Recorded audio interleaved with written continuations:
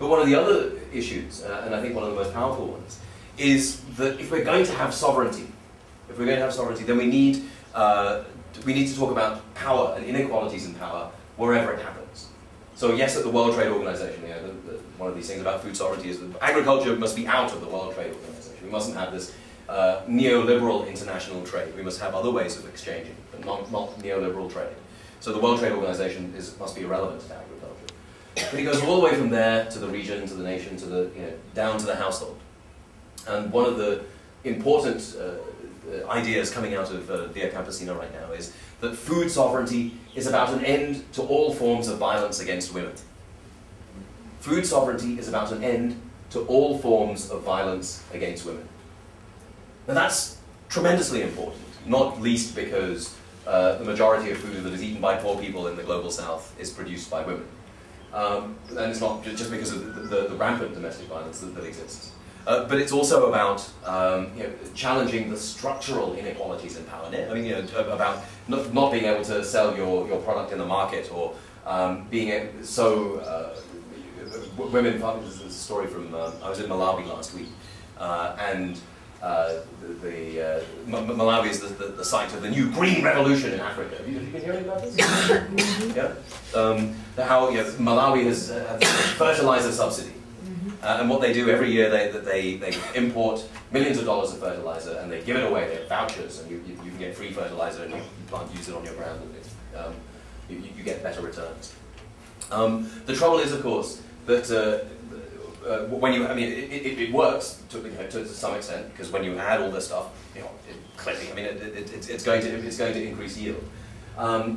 But the trouble is, then you have this paradoxical situation where nutrition gets worse. So how do you have a situation where you have more food and nutrition is down? Levels of child malnutrition get worse. Well, the way that works is because the women who are in the home are now asked not only to take care of the kids, but also to harvest all this extra stuff. And so they have to carry the water, carry the wood, and when they're pulled away from early infant breastfeeding, for example, that means that there's extra demands out in the field, and so even though there's more food, there's no necessary correlation with increased nutrition.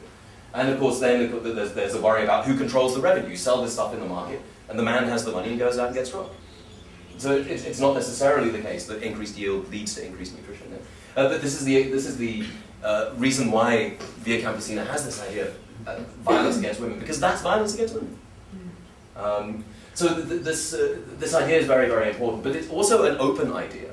It doesn't have, what we must have is, vegetable gardens here and over there. It doesn't come with a grand plan that you just roll out on a map and you figure out what it is and then you go out and do it. What's interesting about this Malawi story, I just want to respond to the Limpopo story with the stuff that I was finding out last week, which I thought was fascinating. Which is, so I talked about Malawi, the hub of the Green Revolution, the vouchers being given out. But I didn't quite finish the story in the way that I wanted to, which is, the trouble is it's unsustainable. It's, by giving out these vouchers and importing all this fertilizer, there's no money left for anything else. So there are fuel shortages in Malawi right now because all the foreign exchange is being used to buy fertilizer. And to give you a sense of how complex that market is, I mean, the tsunami, for example, in Japan, and the meltdown of the nuclear reactors, that brings up the price of fertilizer because all of a sudden there's a demand for natural gas electricity generation, and as Germany engages in its own Briani politics, it shut down 7 of its reactors ahead of the elections, and so now they're burning more gas. So the price of natural gas is going up. But natural gas is what you make fertilizer out of. And so all of a sudden the price of fertilizer is going up. This is give you a sense of just this is why you're wearing your bulletproof vest.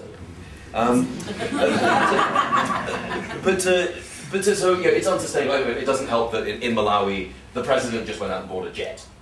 So that also made a dent in the foreign exchange reserves.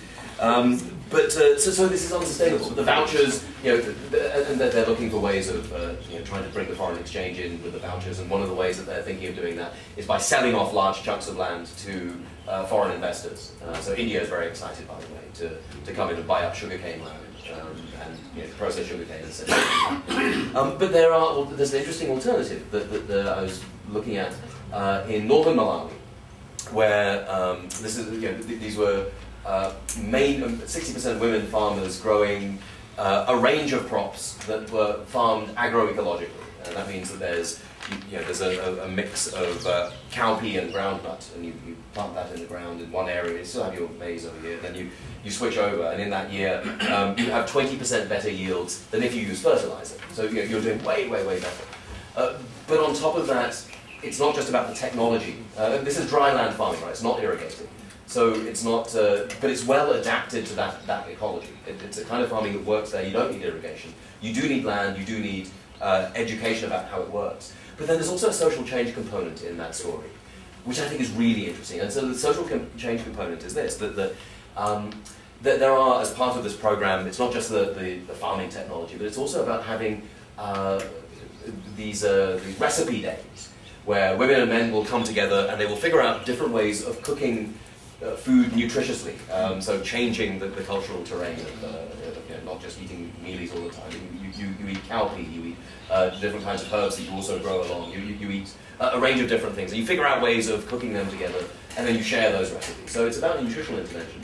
But in that process, there's also a social change component that's very, very important. And so they have these sort of workshops where there are, it starts off where, mothers-in-law and daughters-in-law have their discussion, and fathers-in-law and sons-in-law have their discussion separately, and they come together.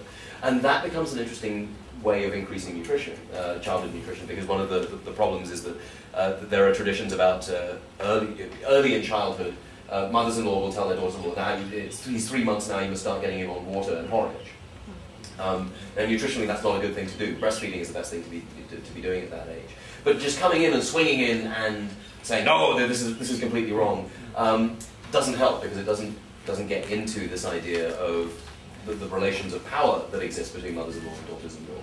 But by creating venues in which those can be talked about in a safe way, there have been changes. And so now you're seeing more sharing of harvests, so between men and women.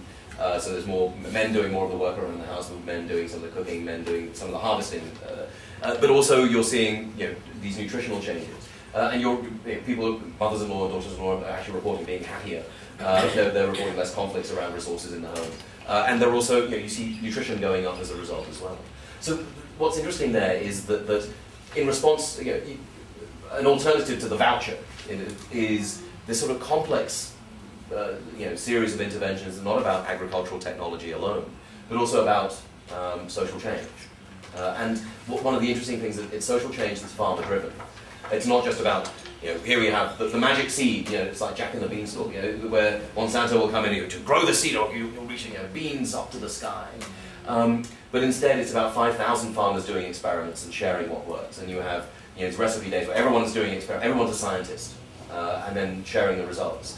And then everyone's a social scientist and talking about these complex, difficult, intimate problems. And then in a safe space, we're talking about the results and that kind of social change.